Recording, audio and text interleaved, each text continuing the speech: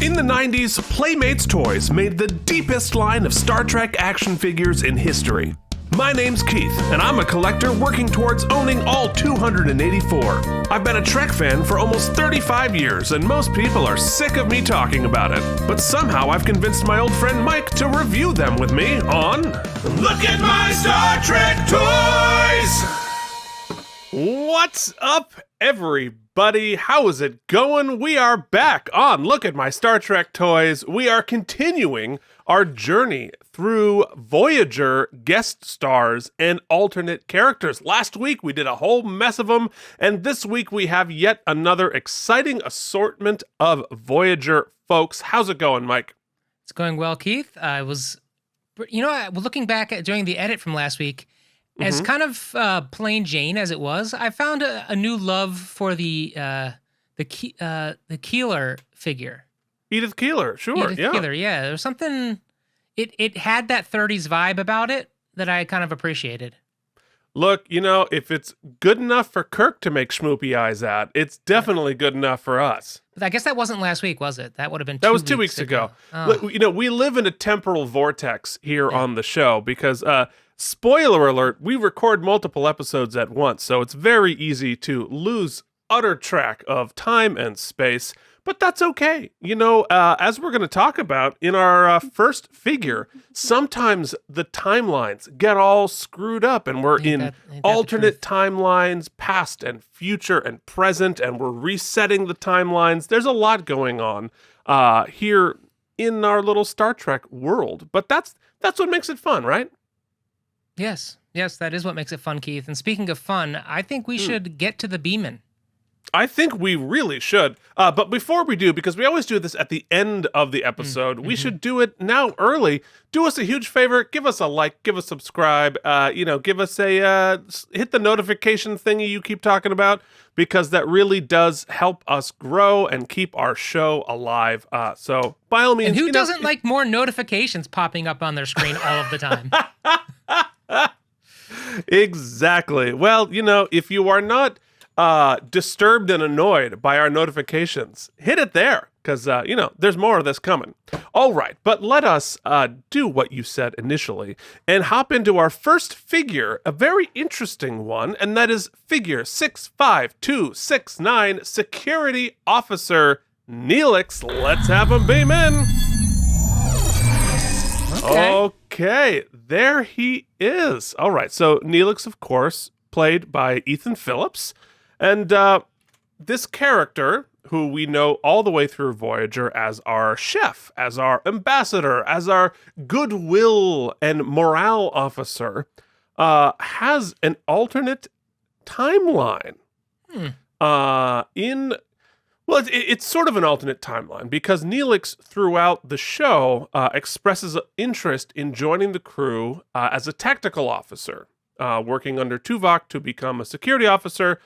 But it never really comes to fruition, except in the incredible 2-part episode, The Year of Hell.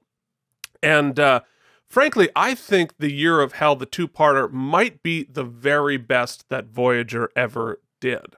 Okay. And it's a 2-part episode in which we have a time-traveling or time-manipulating dad from That 70s Show trying to, in this crazy time ship that is able to manipulate time streams and change the future, and he's like wiping out whole species and planets from their entire existence, trying to change the timeline to get his family back. So it's you understand where he's coming from, but meanwhile, he's like literally obliterating planets. And changing the time frame. And of course, Voyager gets wrapped up in all of this, and everything goes to hell. It's called the Year of Hell for real, and it takes place over an entire year of the ship trying to survive all of these horrible things happening in these shifting timelines. And it causes like horrible, horrible disaster. Most of the crew is killed off. The ship is mostly destroyed, and they're just barely hanging on through the whole thing. And it's an amazing, incredibly intense episode that actually was pitched to be an entire season. It was supposed to be an entire season that took place in this Year of Hell timeline, but they obviously decided not to do it. I think it would have been pretty dark for a whole season that way. It would have been sort of Battlestar dark, honestly. But in the course of this episode, Neelix, as most of the crew is killed off, the survivors all get promoted and have to take on new responsibilities. So that is where we get tactical Neelix here in actually becoming a member of Starfleet officially and joining the crew as a tactical officer.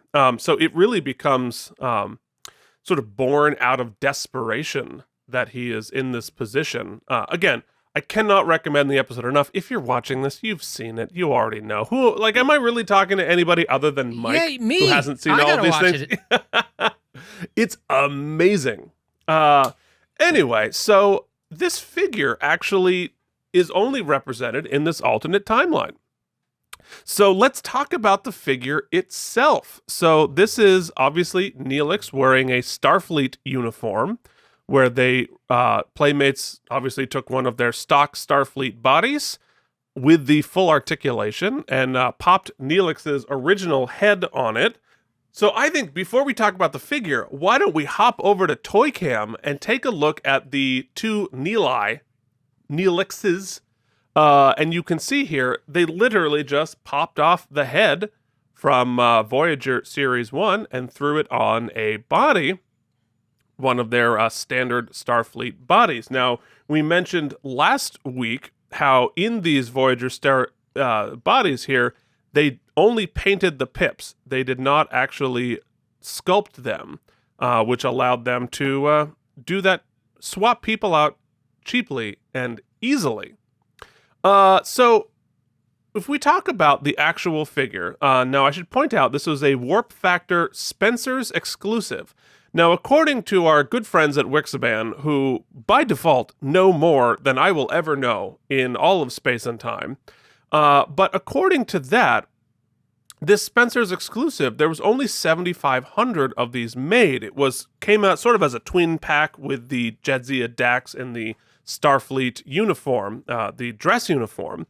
And we had the question when we showed that figure, because according to them, there's only 7,500 made, but I actually have several of them, and most of them are numbered higher than 7,500. So I wonder if that data is correct.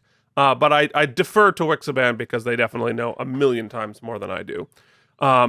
So on paper, it's a relatively rare figure.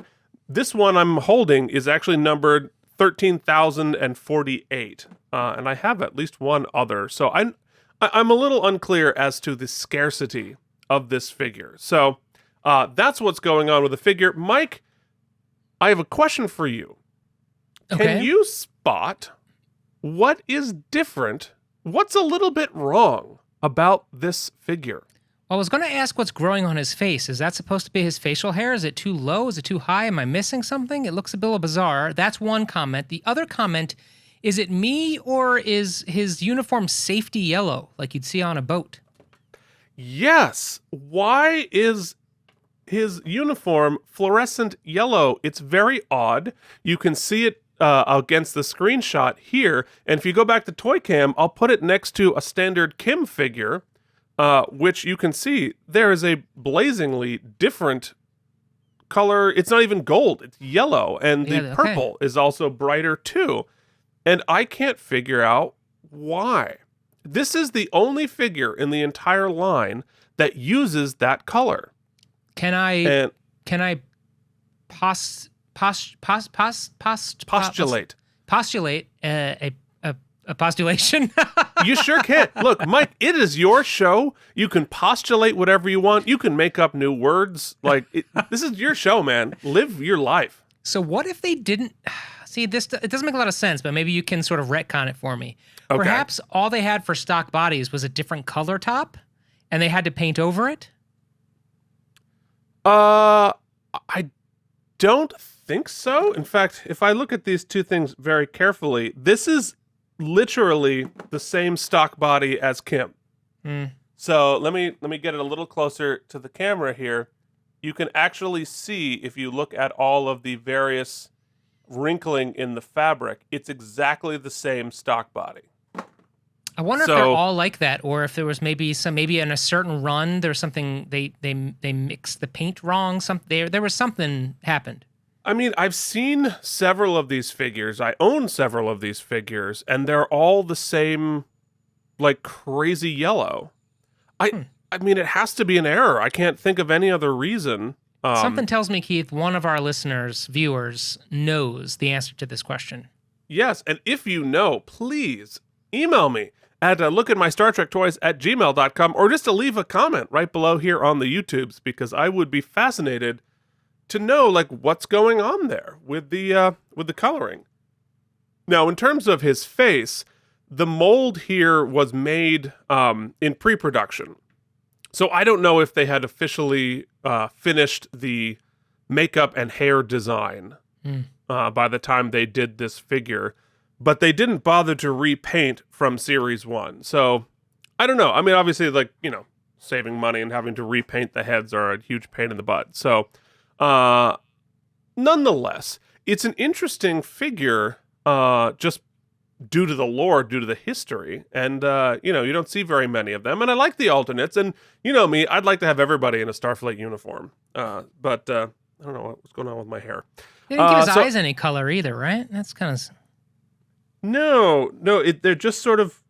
Well, you know what? They do a little bit. If you go back to Toy Cam, let me see if I can line up his eyes here so you can... Oop, that's definitely not There we go. Okay, yeah. It's a little... Yeah, they give him an alien vibe. Yeah, it's got some orange and yellow in those eyes. Oh, there we go. That's pretty scary, actually. Yeah, it's terrifying.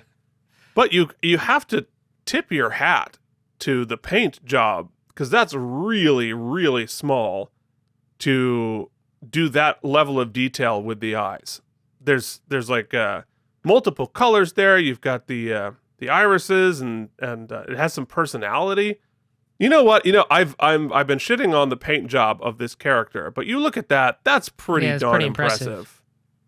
And I mean, obviously they couldn't 3D print that. I wonder how they did that. But whatever they did, hats off. That's pretty cool. That's pretty darn cool. So, hats off, Playmates and Varner Studio. I don't know if Varner Studios just did the sculpting or they had a hand in the painting, but I don't know. That's pretty cool. Pretty darn cool. All right, so that, if we look at the box here, and you can see it's one of those warp factor boxes. So it has that triangular shape going on it. And you look at his choking hazards, he has a pot, like a pot and pan, and a blue phaser, shooting blue phaser beam. We've talked about it ad nauseum, but like the weird colors of the choking hazards, I don't get it. But he was obviously a chef and security, so, you know, there you go. Those were the choking hazards. Any other thoughts, Mike? Nope. I like it. Besides the weird yellow paint, the face sells it for me. He does. I think I mentioned it last time we brought him up. He gives me a Rocksteady or Bebop vibe from the Turtles line. So maybe it's just the mohawk. I'm a sucker for a mohawk. Aren't we all? All right. Well, if you're a sucker for weird hair, then you're going to love our next figure, and that is number 16462, the Kazon. Let's beam him in. Okay, yeah. So there's a lot going on here with the Kazon. Now, I'll say this figure itself is from Voyager Series 2. This was an entire species, so lots of different people played various Kazon, but Anthony de Longis played the first Maj Kulla, who was the most used named leader of the bad guys. And the Kazon were the antagonists for the first couple of seasons of Voyager. I think they had the idea that these guys were going to be cool, iconic villains, and they were not. They were apparently supposed to be stand-ins for gangs in Los Angeles. And so they were a sort of disorganized group of sects or gangs going around the universe, taking over things and fighting with each other, and not really necessarily having a home world or leaders. And it was they were kind of chaotic, and they all had stupid hair. They had this ridiculous hair, and I guess according to the lore, they had like sponges in their hair and had all sorts of random nonsense in there. They were supposed to be cool and tough and scary. They were not. And my favorite part about the Kazon, which is, again, where that we had some trouble early in seasons figuring out how to put our ship in peril in a way that was believable, because the Kazon had a giant warship that was capable of competing or beating Starfleet, the Starship Voyager. They could travel at warp. But they had not figured out how to create water.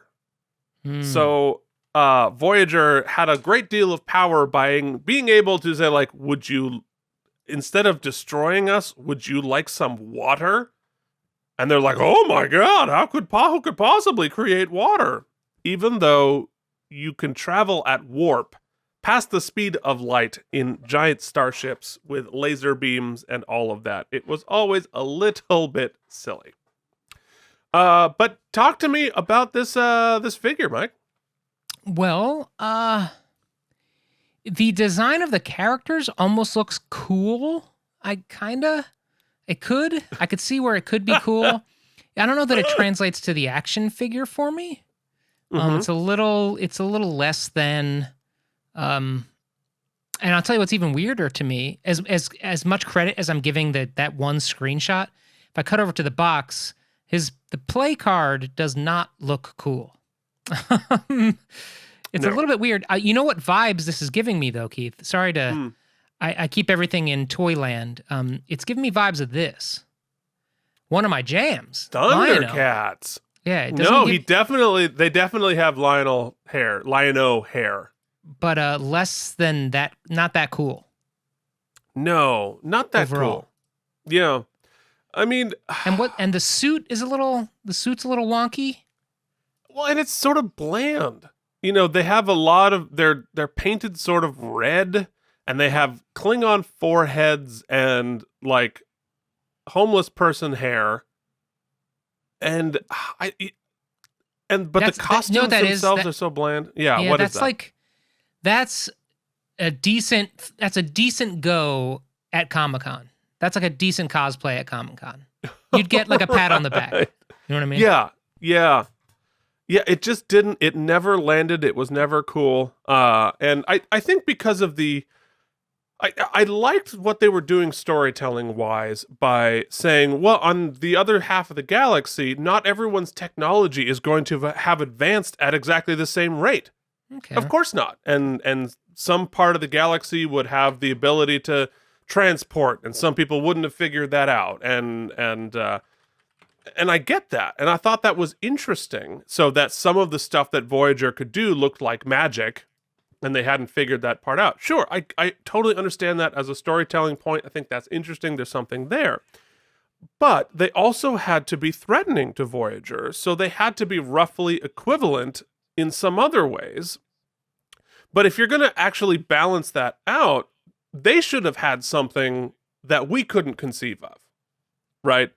They couldn't conceive of a transporter, right? So why... If they're supposed to be the roughly equivalent to us and a threat to us, shouldn't they have something else that's sort of a trump card for them? What makes them scary?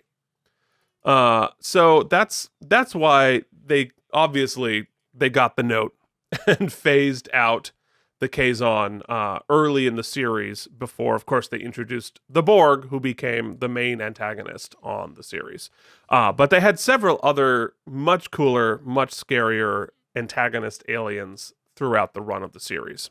So so that's the Kazon. I think where did you find that? That is somebody, I guess, at some sort of a Trek gathering who gave you the full Kazon. So Kazon. So there you go. Yeah. That might be better than the It's certainly more interesting. It looks like me if I were going to cosplay. But sort of like bringing a Santa vibe wherever I go. But yeah, no, that's well, you know what? Voyager decided, let's move on from the Kazon. I think we can do better. And guess what? They did. They did with our next figure, 16463, the Vidiian. Whoa! Look out, kids. Oh. Here we are joined by the Vidiians. Now, this is also from Voyager Series 2, played by lots of different people, because the Vidiians were a species that contracted a horrible, incurable disease called the phage. And they were a normal, peaceful species until they developed the phage, sort of a leprosy of some sort. But once they developed this disease, all their organs started dying, their pieces of their body were falling off, and sort of out of desperation, they developed technology and were stealing body parts from all other species. So what we're seeing here is somebody suffering from the phage, but there's other people's skin and organs grafted onto his face there, and they stole Neelix's lungs and to try to keep themselves alive. So they became these sort of bandits going around the quadrant, harvesting organs. So they were pretty terrifying. But it was very interesting that their backstory was they weren't inherently violent or scary, but this was sort of out of desperation. And so we had the push-pull of like, please stop attacking our ship and stealing our organs. But we would like to try to help you here with the phage. So, Mike, hit me. Let's talk about the Vidiians. Absolutely disgusting. I want to puke a little bit while I'm looking at the screen. Now, I think an admirable job at the sculpt. I'd like to take a look at Toy Cam if you've got one. Yep. Because that's something that's the type of sculpt that appears probably pretty hard to do in a plastic mold. You'd really want to get in with like some rubbers to give really the full detail of the hideousness. But that's hard to do on a small scale action figure, I'm sure. But maybe this just isn't giving me the full.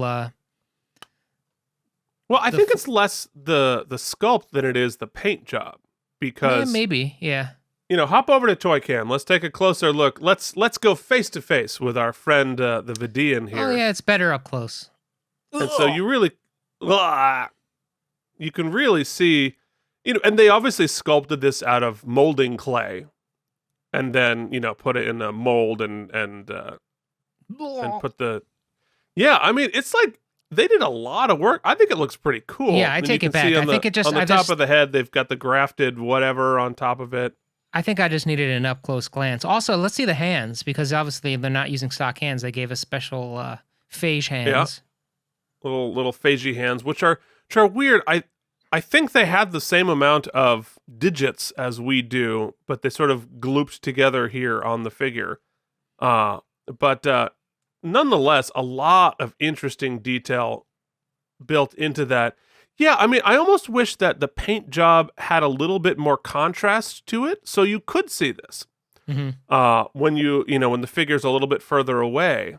And additionally, is that green or is that like aqua? Is that from the show, or is that just like a choice? It's sort of a green. Yeah, on the show, I think or at least on screen, it read gray, which would have been a lot cooler. I don't know why they went with this sort of weird aqua green, like. All right, so go green if you're going to go green, but that's like it's a very lame color scheme for an otherwise terrifying species. So I would have gone gray and black or something like. I mean, we have a lot of figures like that, but I would not have gone for like 1980s school cafeteria green. That's the vibe, but yeah, it's a choice. It is a choice, but. Yeah, they're an interesting species on the show. We had one like body horror episode where one of their scientists turned split Torres, because she's half Klingon, into a full human and a full Klingon person. She got to talk to herself, and he stole the face. He literally like leather faced one of the side characters on the show, one of the Starfleet personnel. Like, pretty cool, pretty scary, especially for 90s television. But had another one where a non-violent scientist had a love story with the Doctor. Because he was able to create a holographic version of what she looked like before the phage, and they sort of they fell in love on the holodeck there. So it's lots of interesting storytelling to be done with the Vidiians. Although, again, they phased them out because the Borg kind of took over the series and the Hirogen and other folks. But it was a natural thing because when you're doing a show about a ship traveling as fast as they can in one direction, they're going to move out of the territory of the species they come across to begin with. So you're sort of, oh, yes, the Nerdles Toxic Crusaders. That is giving full Jason there, including the droopy eye on the turtles there. Yeah, it was giving me a Toxic Avenger kind of... See, that's not... I don't think that was the actual... I think they used the Toxic Avenger license. I'm always interested. I think that's the same... It's Playmates, because Playmates did the so. Turtles, too. Yeah. Yeah, it was 91, I believe. Yeah, so that's when they had the license. These were happening concurrent, although the phage, or the Vidiian, came out years after that. This was probably 96, 97, let me see. 96, according to his foot.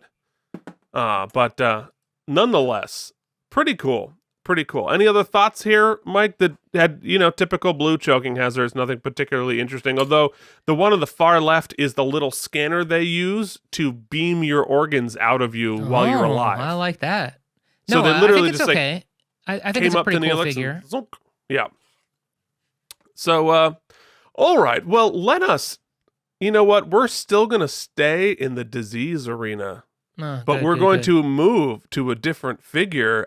If you watched the most giant unboxing 600 in history, of these? There's a chance I might. The legendary, at least according to our little show, 65192 Diseased Kim. Come on in. There he is. Also known as Bad Beard. Bad Beard, yes. That's some grim facial hair. If you missed it, folks, go back into our video list and you can see me unboxing nearly 300 figures all at once, and it included 16 diseased Kims. So, do I have one? Yeah, I do. I got a few. So, but let's take a look at diseased Kim here. Now, of course, this is played by Garrett Wang, and this was from the episode Scorpion, which was the introduction of species 8472. I'm not going to show that figure on this episode because I think that figure might deserve its own special episode before I show it to Mike and in all of its glory. But anyway, he got this disease from a bioweapon designed by species 8472 to fight the Borg, because our one little ship, all marooned by itself, runs into a mid-war between species 8472 and the Borg, and they're equally matched and going at it, and Janeway's like, I want to get in the middle of that. So that's what happened here. So Kim got himself all diseased, and as you can see here, it came from the Playmates twin pack from this episode here. Don't look at the figure, Mike. Just look at the disease, Mike. I'm being fair, and I'm not. I'm not looking at that giant tentacled monster. Yes, don't look at the monster. Just look at diseased Kim. Once again, this figure, because it was in the Twin Pack series, is not numbered on the figure itself.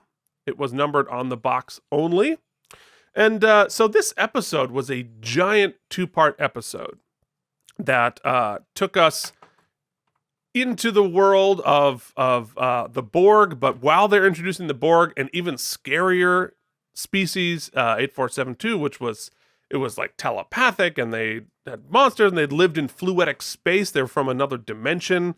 It was crazy, crazy, crazy. But what happened here to Kim, this was also, I believe, was the finale of season 3, right before we were about to introduce 7 of 9 for the season premiere of season 4. And at this point, they were, just for budgetary reasons, the cast was already really big. And we're about to add 7 of 9, and they were going to remove a cast member to make room for 7 of 9. According to rumors and innuendo, obviously I don't know, I'm just repeating rumors that I've heard, it came down to Kes or Kim. And I wonder if this disease, he had a disease here, might have been the way they were going to write him off had they chosen to go in that direction. I think I mentioned it before, according to the lore, he was saved because he was named one of People's 50 most beautiful people.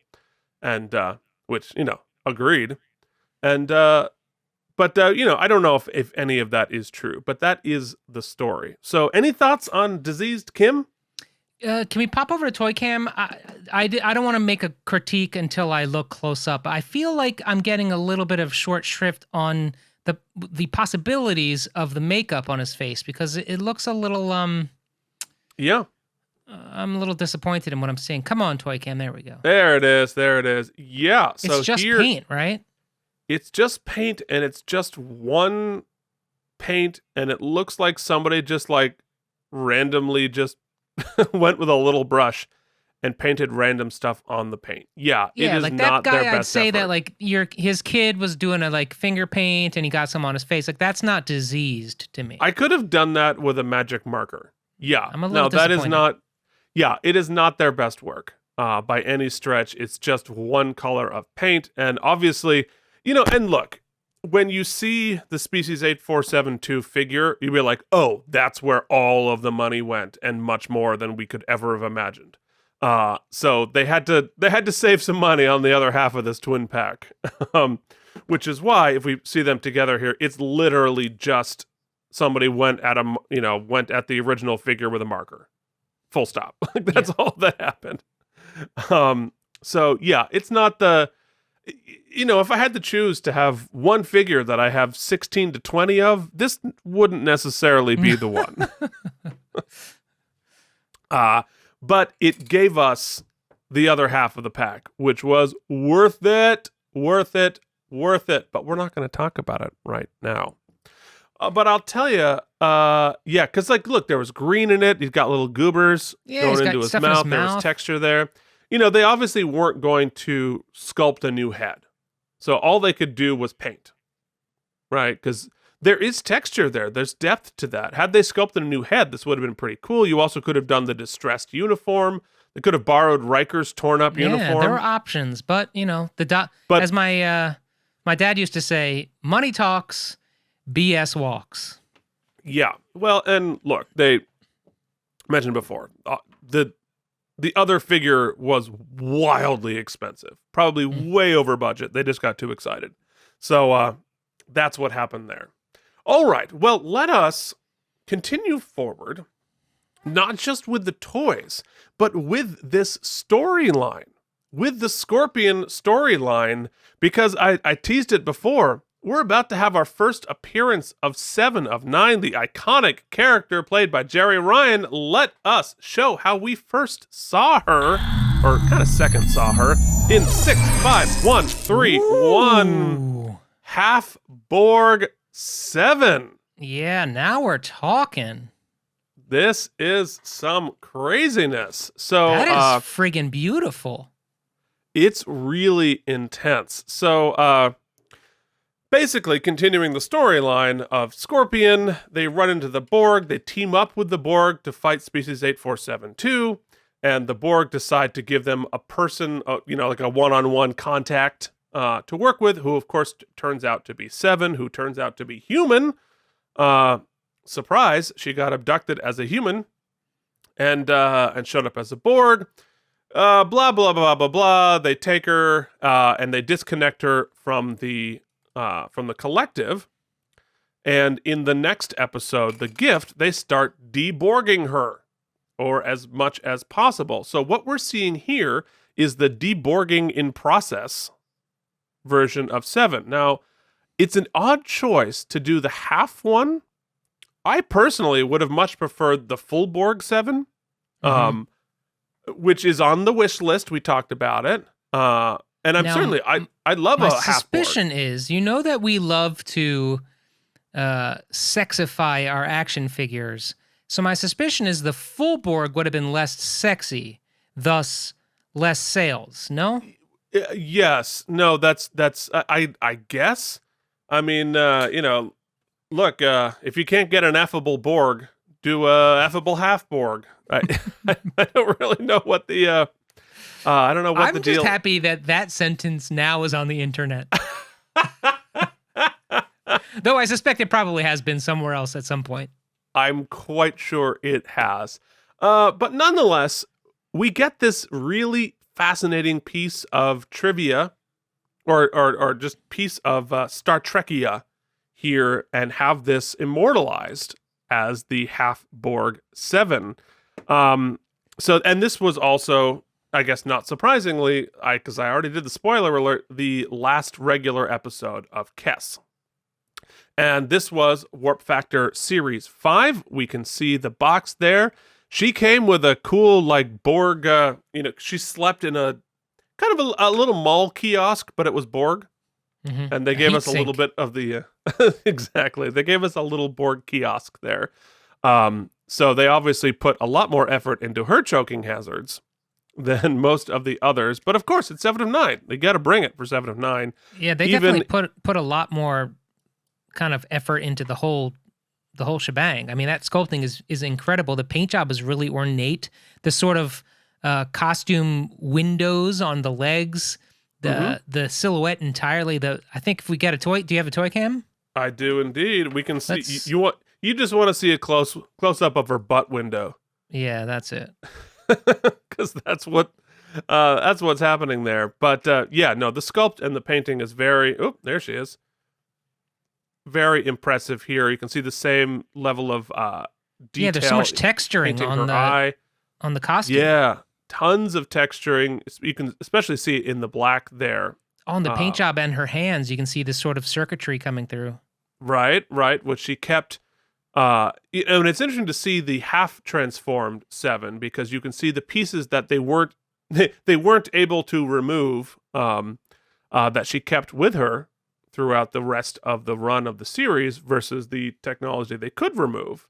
But I'll point out here, it's Warp Factor 5, which also means they gave up on a lot of the articulation. So those legs do not bend. They don't turn in or out. They also don't bend at the knees whatsoever. She is showpiece, Keith. That's because she is showpiece. That's true. She does have elbow. She can turn her arm like the shoulder movement, but her elbows also don't move. So I mean, like, I get it. So you don't have the very obvious joints there, because again, this is affable Borg, so we're not you don't want those joints there. Otherwise, it would truly be ineffable. Yeah, so there's a lot of interesting compromises mixed with really going for it here on this figure. I think it's my favorite of the bunch. Yeah, it's fascinating. I don't know that I'd be wrestling with it. Not a lot of articulation, and we did actually make them wrestle. But this is one I'd like on my shelf. I think it's cool. I know it sounds perverted, but it's not for that reason. It's a well-designed figure, especially when we kind of zoom in and look at it at this scale. It's really, really cool. Yeah. And it's an amazing character that definitely overcame the intent of the character. I mean, obviously, look, they put on 7 for the obvious reason. They were trying to save the show, save the ratings, and thought of her as an asset in a different way than she ended up being. But the character itself transcended sort of coming in as a sex object and became a fascinating and interesting character and a fascinating and interesting performance by Jerry Ryan. She really made that so much more than you would expect it would have been at the beginning of the run. So I really, really enjoyed that, as I love the last few seasons of Voyager. I really do. So Any final thoughts? We are almost done with all of the Voyager era toys, if you'd believe it. Well, you did mention they didn't really make an exhaustive collection of them. So they did not. No. But it leaves something in the tank for maybe later when we really pull our weight, Keith. Once we get in with Playmates and they really appreciate our suggestions, I think the PowerPoint you've prepared for them will really maybe open that door again. Yeah. No. I'm ready. I'm ready to go. I can take that on the road. If I can go to Playmate Village or wherever they build these things, and I'll be happy to do the PowerPoint, asking for all the Voyager pieces. So, Mike, if you were doing a PowerPoint on how people could talk to us and communicate with us, how would they do that? It'd be very easy, Keith. I tell them to look below, smash that like button, or subscribe, or a notification, all of the above. Or send us an email at lookatmystartrektoys@gmail.com. Keith tries to get back to everybody. I just read them and laugh. And look at the cool pictures you've been sending us. Really appreciate, and we will be getting those on the internet as soon as we can. Also, let's engage in the YouTube comments. I'm seeing them roll in as we talk on the episode we just posted a few moments ago.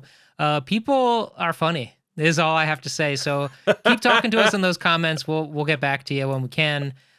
Thanks for being such a sort of welcoming community to me.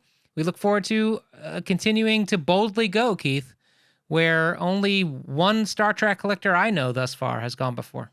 Except there's many other videos just like this, but I'm the only one you know. That's right. And and for that, this has been another scintillating episode. We will see you next week with another one of Look at My Star Trek Toys!